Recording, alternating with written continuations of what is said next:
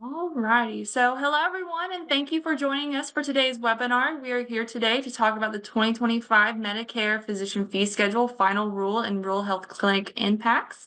This event today is being recorded. The link to where this recording will be posted will be sent in an email following the completion of today's webinar.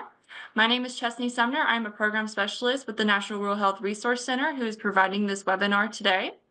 Your audio is muted by default to avoid background noise and feedback. Please remain muted unless you have a question. And to unmute your line, please select the microphone icon in the lower left corner of your screen. If we have anybody dialed in, press *6 to unmute your line. You can also communicate through the chat box, which is located on the bottom ribbon in the middle of your screen. If you haven't already, please take a moment to type your name, title, and organization in the chat box so we know who is joining us today. This will help us get a good feel of the audience in the webinar. All right, the National Rural Health Resource Center is a nonprofit organization dedicated to sustaining and improving healthcare in rural communities. The center is the technical assistance provider for the Delta Region Community Health Systems Development Program. The Delta Region Community Health Systems Development Program is funded by the Federal Office of Rural Health Policy in collaboration with the Delta Regional Authority. All right, before I introduce today's speakers, Caleb is going to pull up some pre-polling questions. The questions you see will help us measure knowledge gained on these educational webinars. All righty, while we're finishing those pre-polling questions, I'm going to go ahead and introduce today's speakers. So I have Steve Smith and Grant Conahan from Forbes Mazars.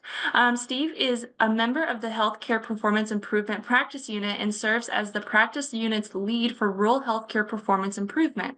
He provides consulting services to hospital, physician practices, rural healthcare clinics, also known as RHCs, federally qualified health centers, FQHCs, and other provider groups related to the revenue cycle, RHC establishment, and operations and compliance.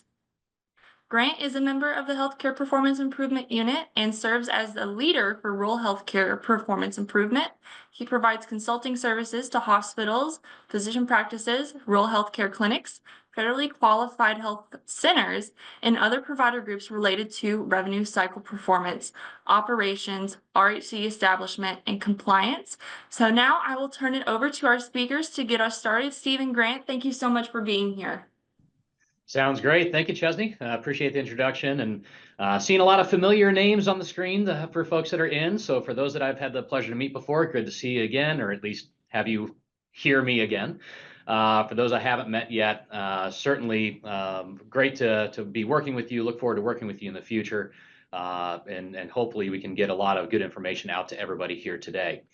The reason why we really wanted to push for this presentation specifically is the massive amount of changes that we saw in that 2025 Medicare Physician Fee Schedule Final Rule. Usually when these rules are introduced, there's one or two things that'll impact RHCs, some more impactful than others. Other times we have these come through and they're massive changes, and that was definitely the case here in 2025. So we want to make sure that we first start with doing an overview of what all those changes were. Grant's going to walk us through those specifics. But then we're also going to make sure that we touch base on how these could potentially impact all-inclusive rates, and specifically organizations' ability to stay above those all-inclusive rates and maximize reimbursement under the RHC program, and then also some other strategic impacts. Anytime we have changes like this, there's going to be a lot of things that could potentially come up, a lot of options that are presented to organizations. We do want to make sure that we touch on the strategic side of things and how do we as an organization maximize our capabilities and our benefits under the program, given some new flexibilities that have been introduced for us through the final rule. And then certainly have some time, hopefully, for questions at the end. I will say our contact information is in the deck that you'll have after the presentation. If you have any follow-up questions, certainly feel free to reach out to Grant or I. More than happy to have some of those conversations with you, talk through anything, get you some answers to questions. And as we go, if you want to throw a question in the chat, please feel free to do so. I'll be kind of monitoring that on my end as we go. But with that, Grant, I'll let you kind of kick us off with what's probably the biggest change that we saw in the 2025 final rule, and that is that removal of the 51% primary care threshold. Thank you, Steve. Like you said earlier, with the new year comes new changes to the regulations, to the rules. Anyone who works in the RHC space knows that once that, January 1st of the year comes, we have to collect insurance cards and also look out for the new rulings that affect our organizations. So I think Steve is correct. I think when it comes to the removal of the 51% care threshold, primary care threshold, this is where we start. Traditionally, CMS verbiage has been predominantly primary care must be performed in the clinic. We've seen that as 51% of services rendered in those clinics. That could be family medicine, pediatrics, internal medicine, OBGYN services, and that's acted as somewhat of a cap for RHCs. Owners have to be real cognizant of how many primary care visits they're performing, especially care visits they're performing, to make sure that we don't exceed that 51%. And really, when we've done these consulting arrangements, we've talked to owners, talked to managers. Really, we don't want to get anywhere close to that. We're looking at that 57 to 60% primary care services rendered, just in case one month we do see additional specialty care there. So really, it gives us more of a cap to operate where we need to be, where our patients are, where those needs need to be per se. Now, that being said, the removal of this threshold allows those communities and organizations to grow specialty care and services where needed, without the fear of offsetting the previous primary care statutes that have been placed. There's some considerations that need to be taken into account anytime we look to add service to an RHC, right? And that's whether or not the RHC is the best location to house those services. The example Steve and I like to use is related to orthopedics. There's absolutely maybe opportunity to house those orthopedic visits in those RHCs, get that all-inclusive rate where necessary. We really want to maximize that cost per visit where possible. But if orthopedics are doing injections, do we want to perform those at the RHCs? Would it be more beneficial for us to perform those out of the RHC and make sure we reimburse for the maximum amount there? So really, yes, the removal of the 51% primary care threshold leaves lots of opportunities for us to capitalize on, additional specialty care or ways we could potentially staff our clinics, but there still needs to be consideration of, is this the best place for us to perform the service? So with that being said, a lot of what we're seeing, there may be potential of losing those visits if we want to make sure that we're doing, say those orthopedic injections in those hospitals or non-RHC clinics, but there may be an opportunity to house those specialty office visits in those RHCs there. So Steve, is there anything else that you'd like to add on this section? Yeah, so I think just to kind of echo, Grant's points there, one of the things that we see a lot of is behavioral health. And anyone who's heard me speak before knows this is a soapbox of mine. Behavioral health is a part of primary care. You cannot tell me otherwise. I'm just not going to hear it. But in CMS's definitions, primary care or behavioral health, is a specialist visit. And so in the past, organizations had to be very careful about how much primary care and how much behavioral health they may offer in their RHC, either in terms of actual visits performed or hours available for those providers, because they had to be concerned about that 51% threshold. We didn't want to lose our RHC status because we did too much behavioral health, even though that's what our community wants.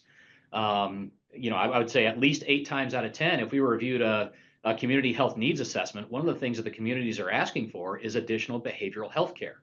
But we were a little bit hamstrung.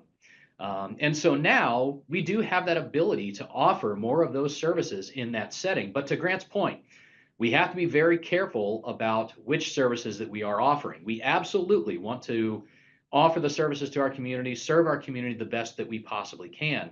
But we have to keep reimbursement in mind as well.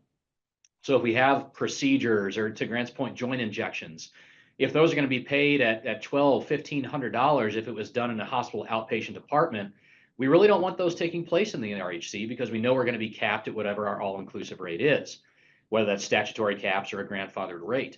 Again, we have to take a very careful balancing of what services can we render for the community, what services can we provide for the community, and how are we as an organization going to be best reimbursed for that care to determine not only what are we going to offer, but where are we going to offer it? What are those care paths going to look like? This does do a great job of opening that door for us, but we have to make sure that we're doing a detailed analysis internally of what's the right place, what's the right reimbursement model, and what does our community need. Thank you, Steve. And addition to the not only that 51% threshold being removed, but the provider productivity volume standards are being removed as well. Historically, we've seen those expectations, for 1,400 visits for one FTE physician and about 2,100 visits for one FTE APP, whether that's an NP, a PA, a nurse midwife, those APPs there. But these visits were evaluated at a practice level, so there was some flexibility for practices within here.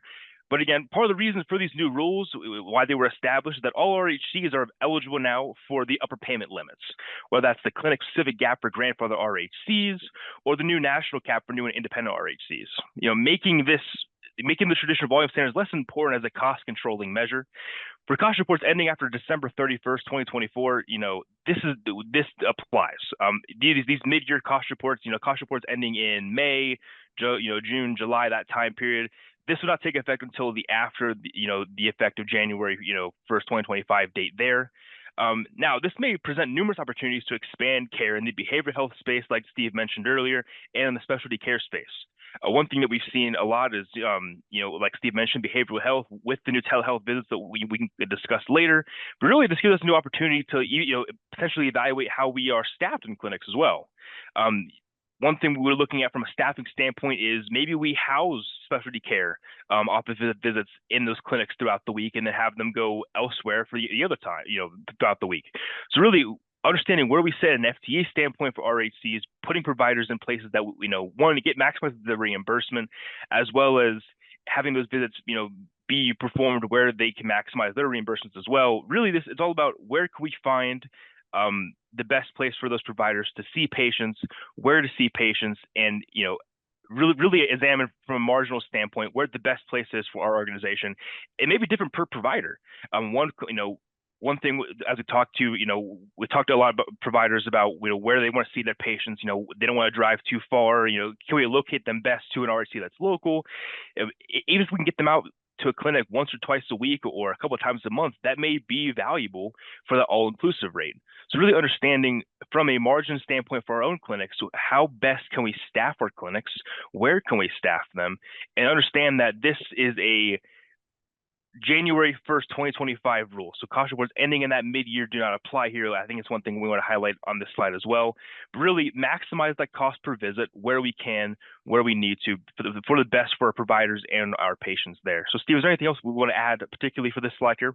Yeah, two additional points that I would make here. Number one, this does make it easier is probably the wrong term, but I'll say less excruciating to start a new provider, whether they be specialist, whether they be a primary care doc or NP, whoever it is.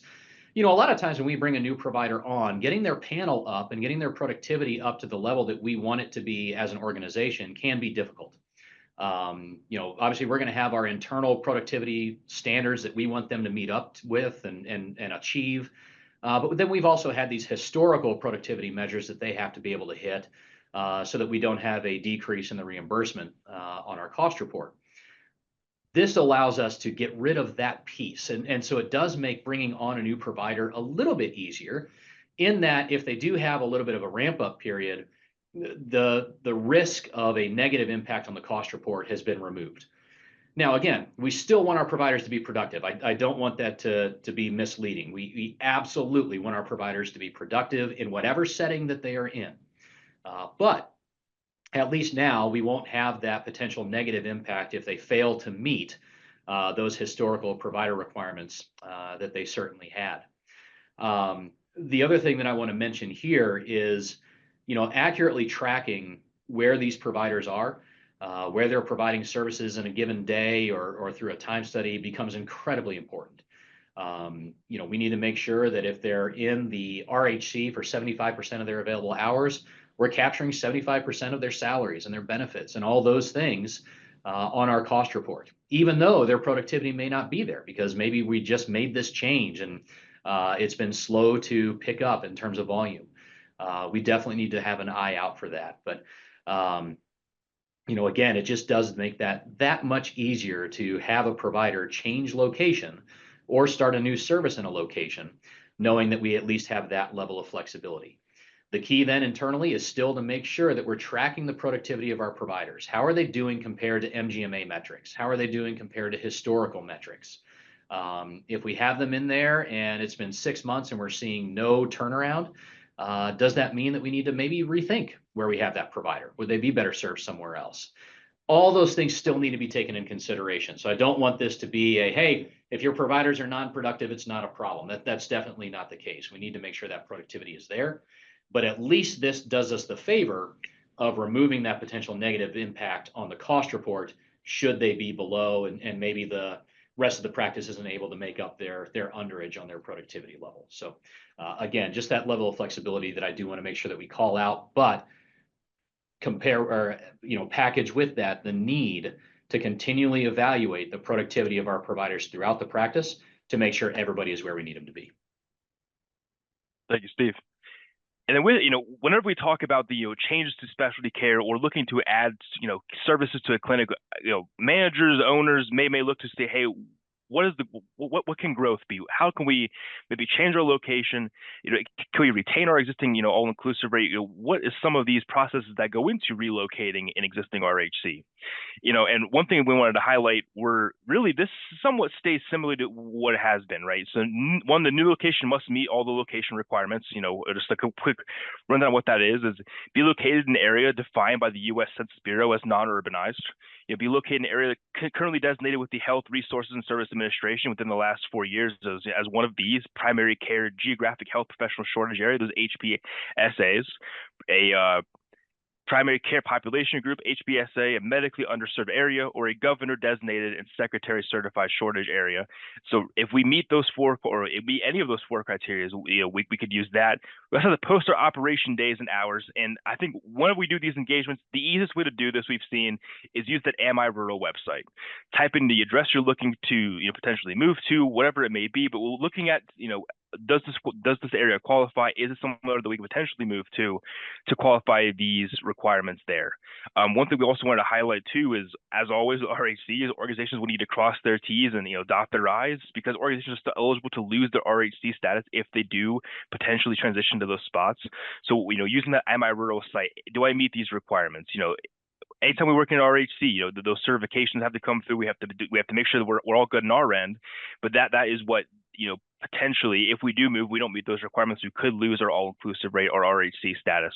So really making sure that we meet these requirements and these standards before we transition to a new area is paramount. And a new trend that we have seen within these suites, within these buildings, is having the same parent address can be added into existing enrollment processes. We've seen hospitals add suites for that qualify as RHCs, and these follow very the similar process here. They must meet all the requirements there. They must still be in an area that is underserved, that's qualified by the U.S. Census Bureau there. But this really gives you an idea of what stays the same as we're looking to relocate an existing RHC. And as we look to, grow our RHCs, looking to expand our services, something to keep in mind as we're going forward is make sure that we still meet all four of those requirements and that we don't lose our all-inclusive rate with that, RHC move. So is there anything else we want to add to this, relocation slide here? Yeah, just two examples that I wanted to call out here. We had worked with a client that was up in the Pennsylvania area, and they had, quite frankly, just outgrown their existing space. But luckily, they were in a medical office building. And so their primary care space had been in Suite 101 downstairs, and they realized that, hey, there's an empty suite up on the second floor.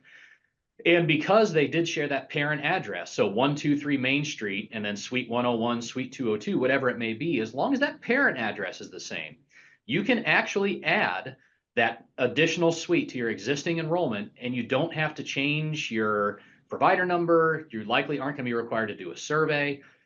You're just adding on to an existing location at that point. So for a lot of folks, if you do find yourself in a medical office building or a multi-story building or even a single-story building with multiple suites, and you're looking to expand because we've got this flexibility for specialists, we've got all these different options that have presented themselves.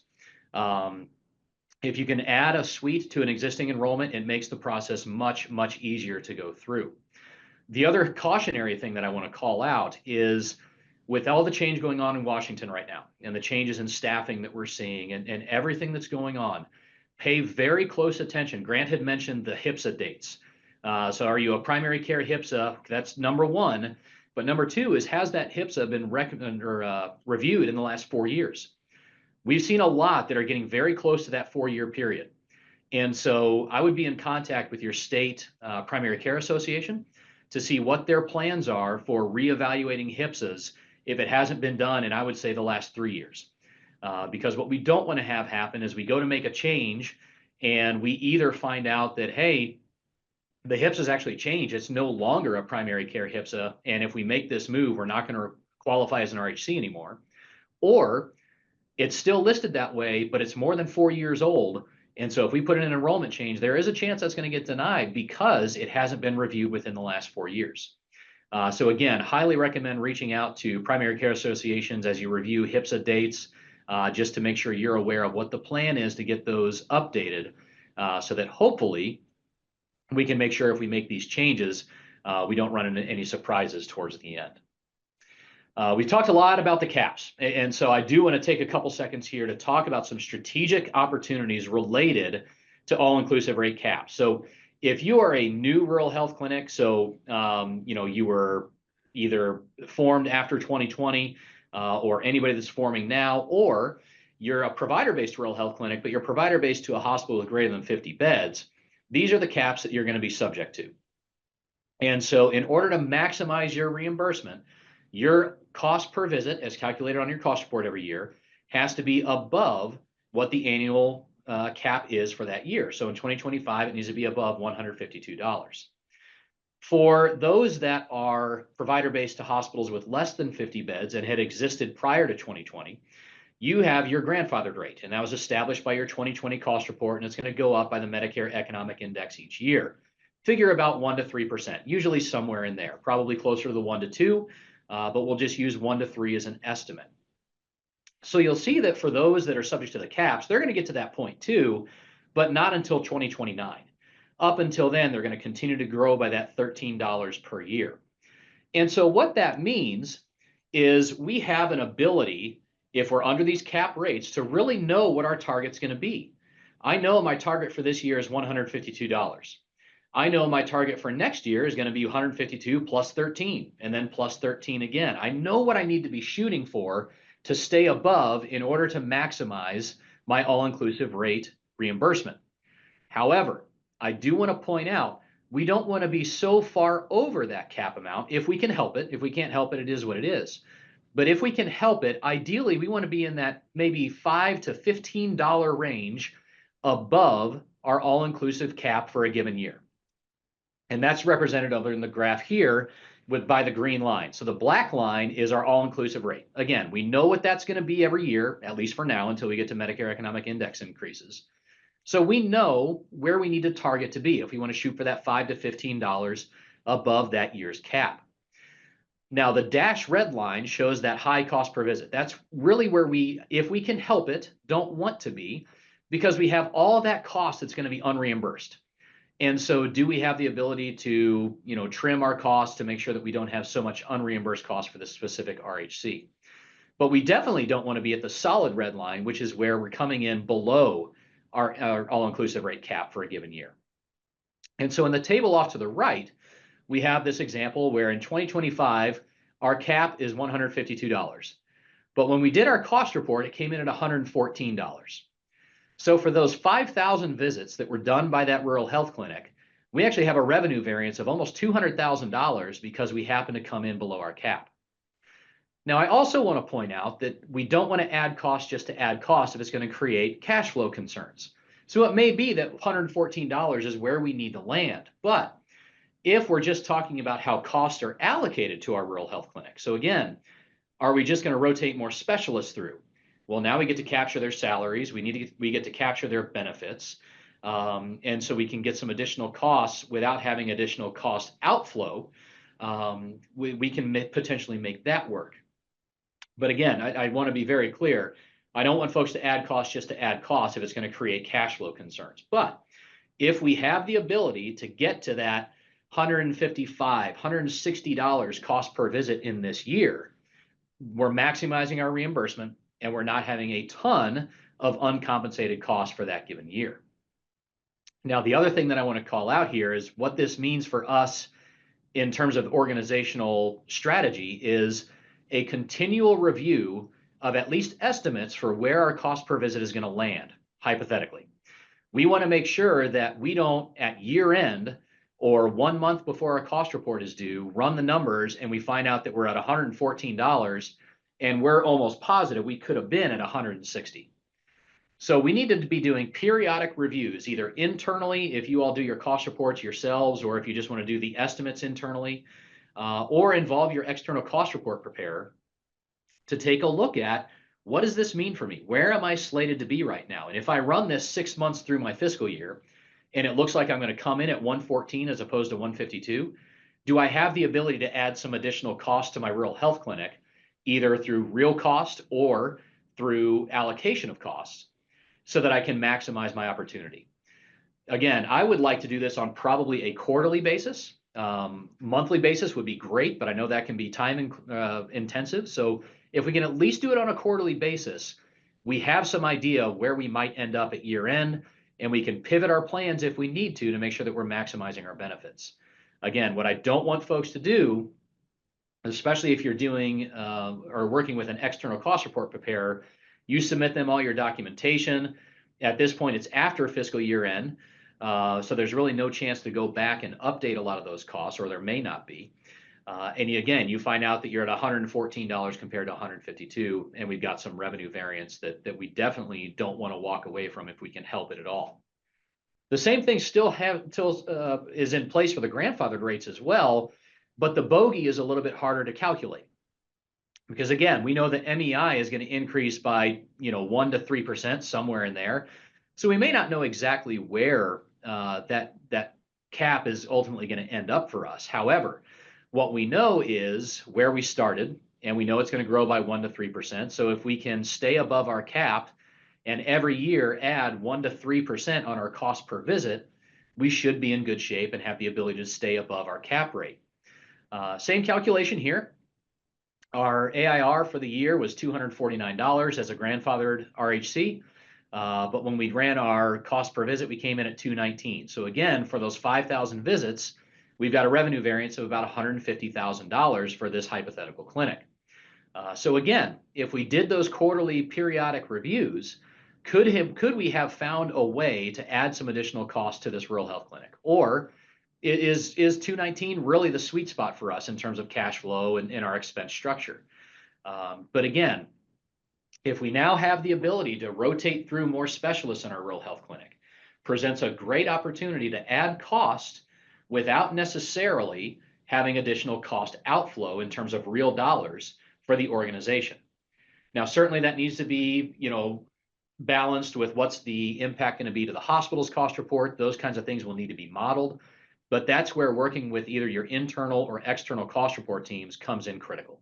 We can start to model out some of these scenarios, identify where some of these opportunities may exist, and hopefully get us to a point where we can maximize our all-inclusive rate reimbursement under the way that we know we can. So again, the big ask here, and I'm probably going to say it 3 or 4 more times throughout the presentation, periodic continual reviews are going to be critical. Don't put yourself in a situation where we're a month out from the cost report being due. We send everybody our information, they come back with our cost per visit, and it's below where we thought it was going to be. And maybe we have a payable amount that we weren't expecting. That's a spot that we don't want anybody to be in. So the forward planning, the proactive approach to this is going to be absolutely critical going forward. Turn it back to you, Grant. Thank you, Steve. And just to change direction slightly, Steve really outlined the caps and what that could do from a strategy standpoint.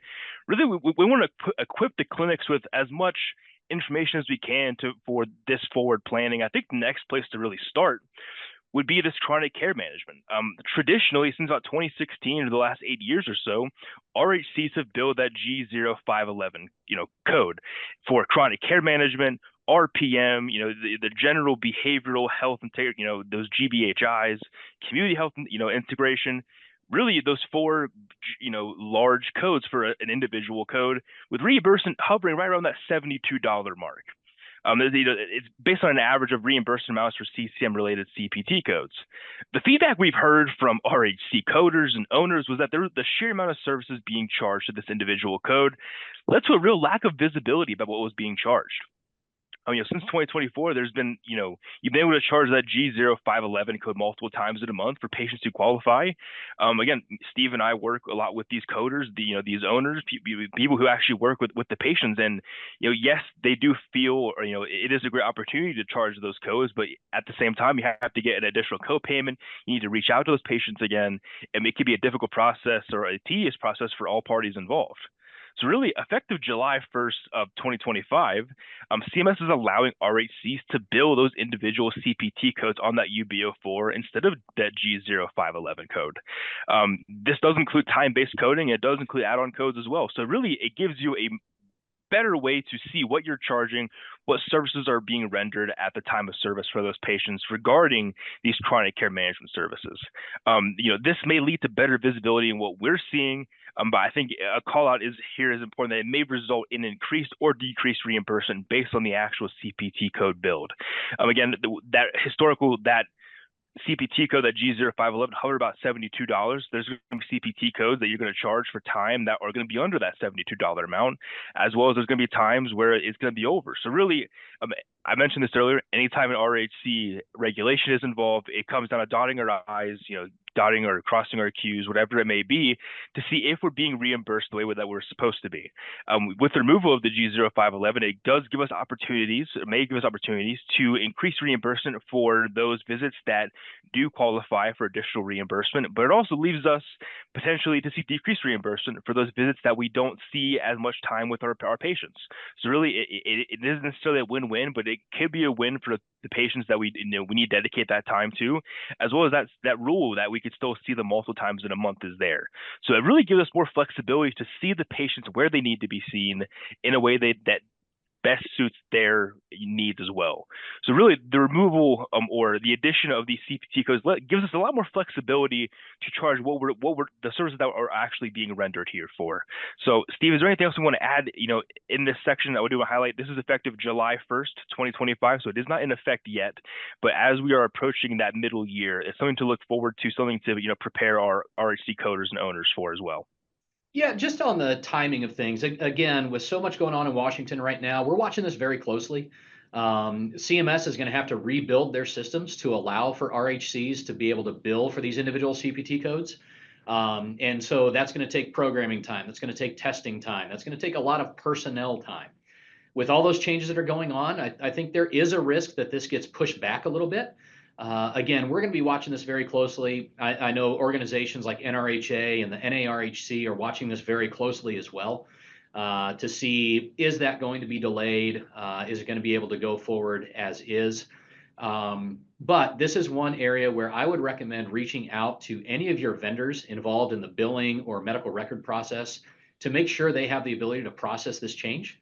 And they know that, we're not just going to be doing the G0511. So if we had any logic that was built in where if they saw a CCM code, it would automatically be taken over and rewritten as a G0511, we'll need to make sure that that's backed out as of a certain date. So definitely recommend reaching out to those vendors just to make sure that they're aware of this potential change, well, not potential change, but change, even though we're not exactly sure when that formal effective date is going to be.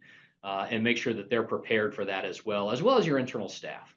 But I do think at the end of the day, this is going to be a very positive change. Again, we lost so much visibility into the CCM services that we were rendering because of the G0511 code.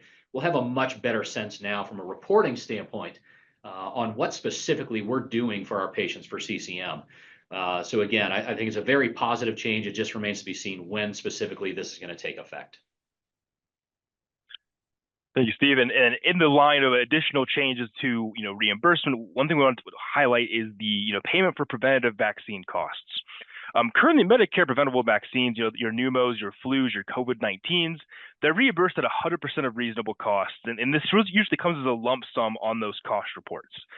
We've heard providers, describe this process as kicking hundreds of cans down the road because the way that it takes up time during the day, and we see that lump sum payment at the end of the year or the financial year for you. So the new process now is going to be you're going to be able to do your Part B preventative vaccines and then be paid and reimbursed at the time of service.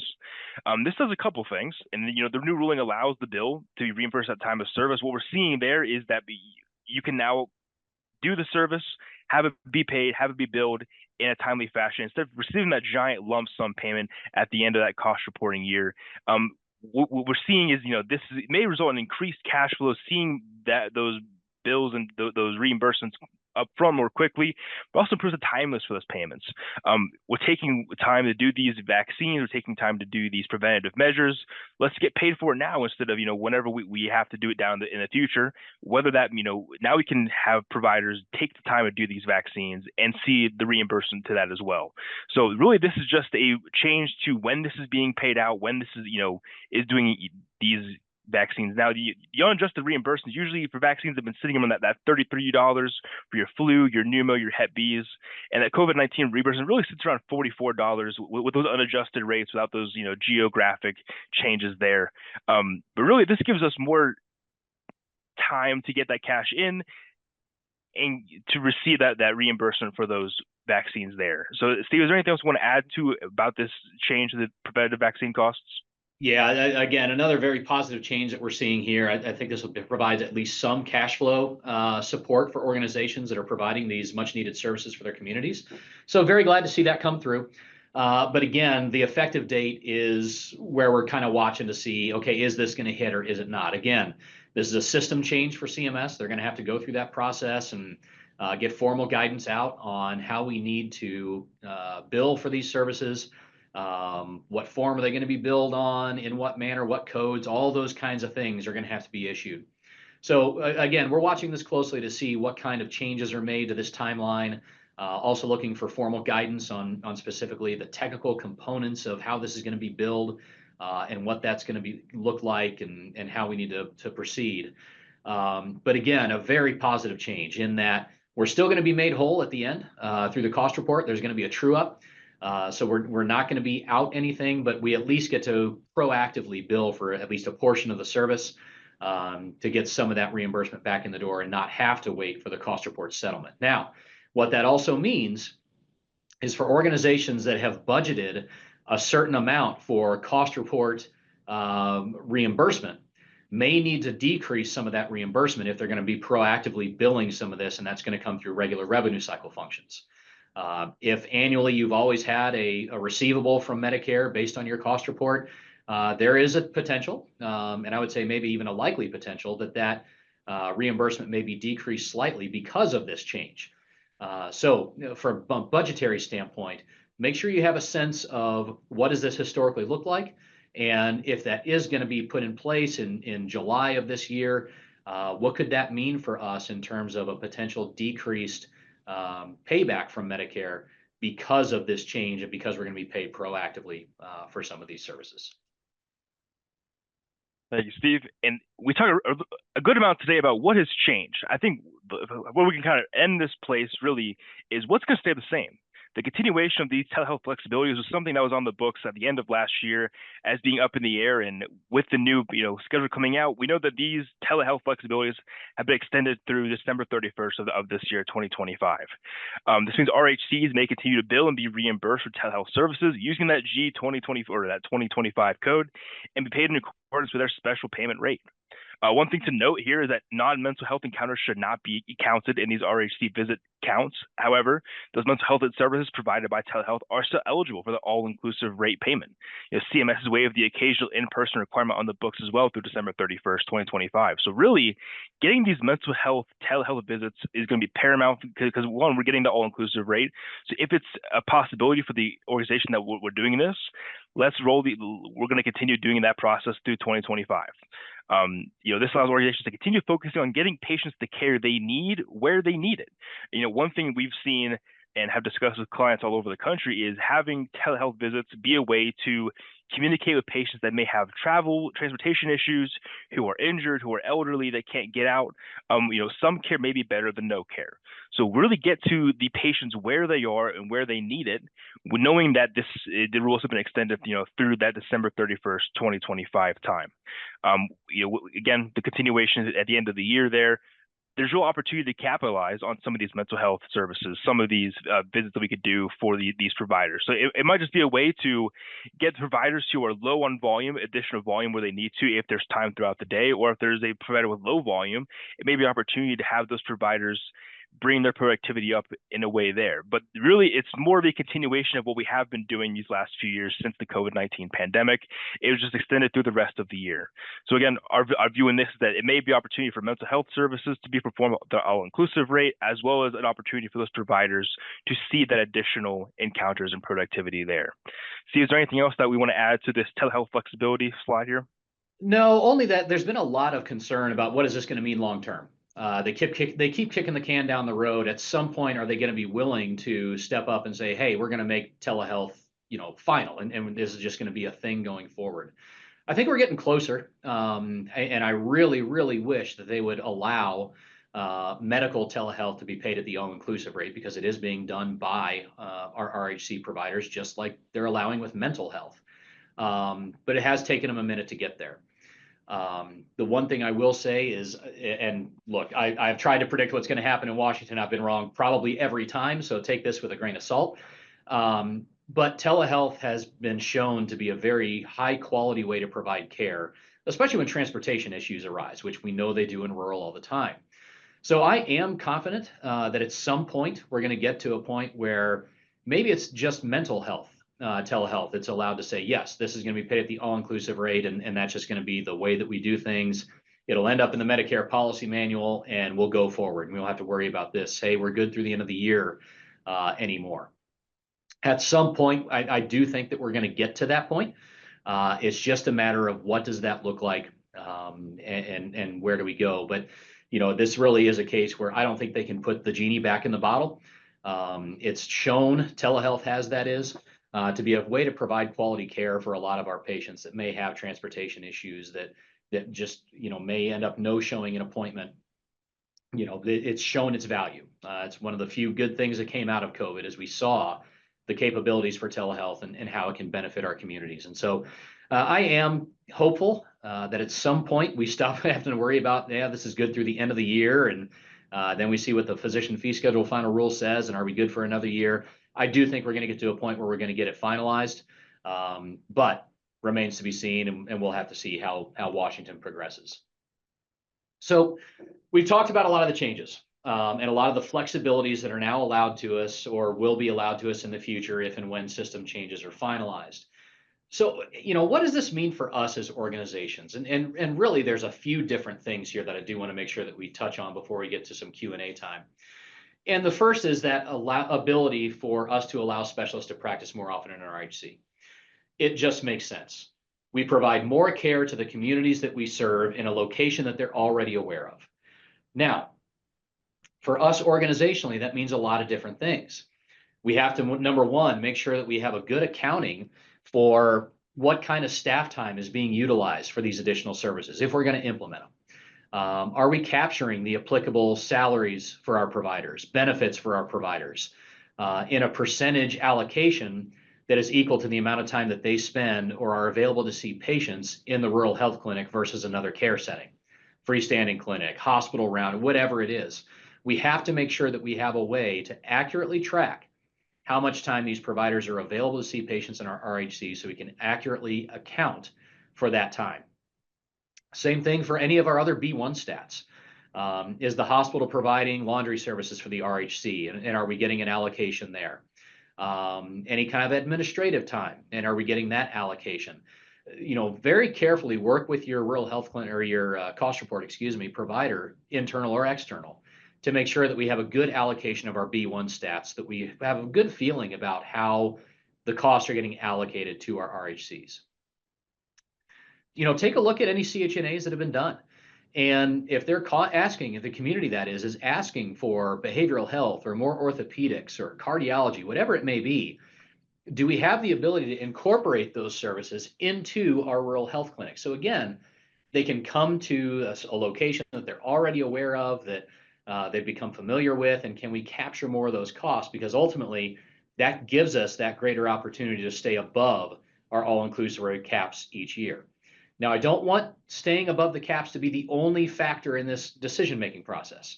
We have to look at reimbursement for services. We have to look at organizational margins. Can we add additional cost to the RHC, or is that going to create cash flow issues?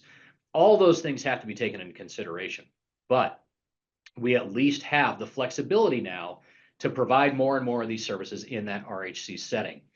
And then again, as we're evaluating those, we have to be mindful of what does the reimbursement look like for the services that we're considering. Again, if we're going to do orthopedics, the office visits make a lot of sense to do in a rural health clinic setting. The injections, maybe not. So if we have a patient who needs a knee injection, maybe we schedule that for tomorrow over in the hospital outpatient department so we can get our full outpatient reimbursement for that service. But we can have the consultation done in the rural health clinic and get our maximum reimbursement for that service compared to what a Part B rate may be if that were to happen in some other location. We now have that ability to convert our specialists or multi-specialty clinics to rural health clinics. The new verbiage is simply you have to provide some level of primary care for a location to be considered a rural health clinic. So yeah, we could absolutely have a multi-specialty clinic that maybe has 6 specialists and a single primary care provider. And as long as we have that, we've really met the requirement. Now, again, this is something we're going to be watching frequently to see if there's additional guidance that comes out about minimum standards or anything like that. But the way it reads today, you have to provide some level of primary care in your rural health clinic. So again, those multi-specialty clinics that maybe we couldn't convert previously, maybe we have that availability. Again, we need to make sure that we're watching what services are happening in that clinic. Is a lot of office visits? Are there procedures? Are there injections? Is there imaging? And how would all of that relate and compare to RHC models? But we at least have that flexibility to where if we wanted to make that change and if we wanted to make that specialist or multi-specialty clinic into a rural health clinic, we now have some of that flexibility. We can at least take a look at that and see what it looks like. Talked about a lot of the upgrades that may be needed in terms of systems. We know that with the CCM change and with the preventive vaccine change, we may need to rebuild some systems. We may need to rebuild some logic that are in existing systems. We know CMS is rebuilding its system. So it's going to be very critical to kind of watch announcements that are made by CMS related to technically how do we bill for these services? What fields need to be filled out in what way and which CPT codes? We're just going to have to really monitor the guidance that we get from CMS on some of these changes that are hopefully going to happen in July, potentially a little bit later, depending on their progress. And how do we best go through maximizing our reimbursement under those possible programs? Utilization of telehealth. Are we comfortable with the level of telehealth that we're doing now? Is there additional bandwidth that might be needed? Do we need to set aside an exam room to make it a telehealth room for our clinic? Which services are we going to offer for telehealth? And which ones are our providers still not comfortable with, and they would rather we have face-to-face visits for those specific patients? The providers absolutely need to be brought into some of these conversations, specifically around telehealth. And what are we going to utilize for telehealth? What do we still want to make sure we have hands on our patients for to make sure that we're providing the highest quality of care that we can? But again, we know that this flexibility is here. The assumption is, and I want to be very clear, it's an assumption, but the assumption is that it's going to be available for a while, if not permanently. So we need to make sure that we have that thought in the back of our mind. And maybe we don't want to fully implement in 2025. Maybe we want to see where the next year's final rule is, or see if we're going to get another announcement from CMS that, yes, this is now a permanent rule and organizations can move forward. Maybe this is just a strategic planning option for now, and we don't want to fully implement yet. We need to be having those kinds of conversations and make sure that we're serving our patients the way that we want to serve our patients, and we're doing so in a way that's going to be financially meaningful for the organization. And then lastly, our cost reporting. Again, very, very strategic approach to cost reporting now, specific to the RHCs, since we now have all this flexibility. I know I've beaten a dead horse, but I'm going to do it one more time. I highly, highly recommend at least quarterly reviews of an estimate of where your cost per visit calculation may land, so that you know before the end of the year, we may need to make some changes. We may need to bring in some more specialists. We may need to look at how our B1 stats are being allocated. What can we do to make sure that for our existing rural health clinics, again, if we're able to, I don't want it to just be an all-inclusive cap rate play. If we're able to add additional cost and not harm the organization from a cash flow perspective? Can we get that done, and can we maximize our all-inclusive rate methodology? Again, also making sure that we don't have so much cost in our cost per visit calculation that we have a bunch of unreimbursed cost based on our cap. We don't want to be $50, $60 over. Again, we're shooting for that $5 to $15 from a strategic perspective to really be in more of that sweet spot to maximize reimbursement. We also need to take a look at, do we have any clinics right now that are non-reimbursable line items? And if so, what's being done in those clinics? And could those potentially be opportunities for additional rural health clinics for our existing that may exist? Or maybe we've never stood up a rural health clinic because all of ours are multi-specialty. Well, now maybe we have the ability to stand up a rural health clinic. And does that make sense for the organization? So again, just a lot of strategic things for the organization to look through and say what opportunities exist today that may not have last year because of all these changes that have been made to the physician fee schedule final rule. It has really changed the way that rural health clinics are going to be operating, not only now, but in the future. And that kind of strategic assessment internally of what do we have now and what options do we have is going to be critical to maximizing reimbursement long-term and to serving the needs of the communities that we serve. So you're really hitting both sides of that coin. With that, I do want to thank everybody. I've been watching the chat box. I haven't seen any questions come through yet, but definitely do want to open it up here for a couple minutes. If anyone had any questions about the information that we presented here so far, more than happy to field those, or if there are none, more than happy to give folks a couple minutes back on their calendar for the afternoon. But do want to thank everybody for your time.